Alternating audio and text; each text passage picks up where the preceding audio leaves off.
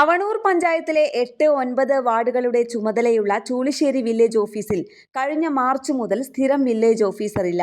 അദ്ദേഹം അവധിയിൽ പോയത് മുതൽ അവണൂർ വില്ലേജ് ഓഫീസർക്കായിരുന്നു ചുമതല. അദ്ദേഹവും സ്ഥലം മാറിപ്പോയപ്പോൾ കുറ്റൂർ വില്ലേജ് ഓഫീസർക്കായി ചുമതല.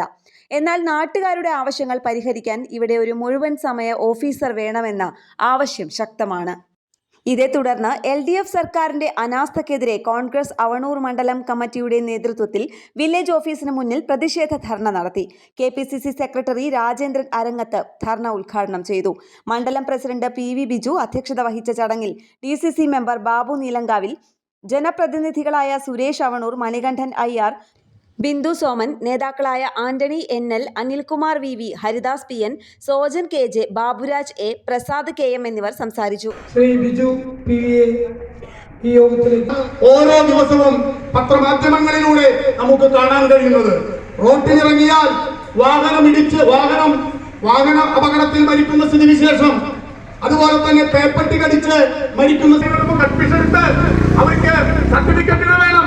BPL സർട്ടിഫിക്കറ്റ് ഉൾപ്പെടെയുള്ള സർട്ടിഫിക്കറ്റുകൾ കിട്ടാൻ ഇവിടെ ചൂരിശ്ശേരി വില്ലേജിൽ 4 മാസമായി വില്ലേജ് ഓഫീസറില്ല.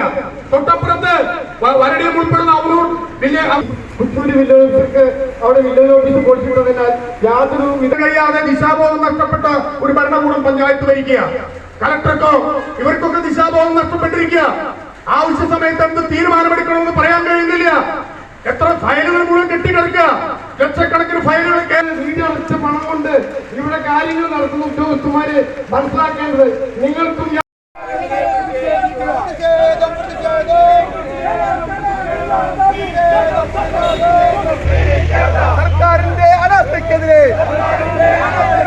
സർക്കാരിന്റെ അനാസ്ഥക്കെതിരെ പ്രതികരിക്കുക.